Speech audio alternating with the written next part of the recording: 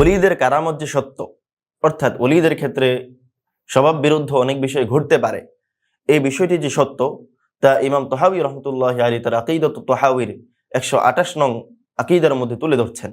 তিনি বলছেন, ওয়ানুমিনু বিমা জাআ মিন কারামাতিহিম, ওলিদের কারামত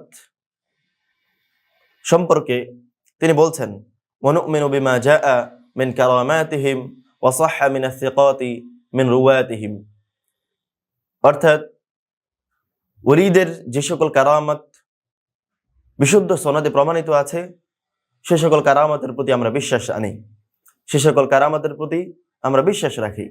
ইমাম তহাবী রহমতুল্লাহ আলাইহি সুস্পষ্টভাবেই এখানে বলছেন যে আমরা কারামত সম্পর্কে বিশ্বাস রাখি এবং আমরা বিশ্বাস রাখি যে হ্যাঁ, এটা ঘটতে পারে। ইমাম তাফতাজানি রহমতুল্লাহ আলাইহি এই বিষয়টি উল্লেখ করেছেন।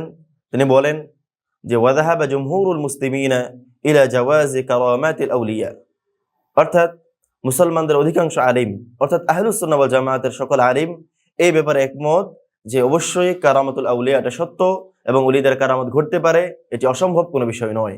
আল্লাহ তাআলা পবিত্র কোরআনে মাজিদে এমন কিছু কারামতের বিষয় উল্লেখ করেছেন।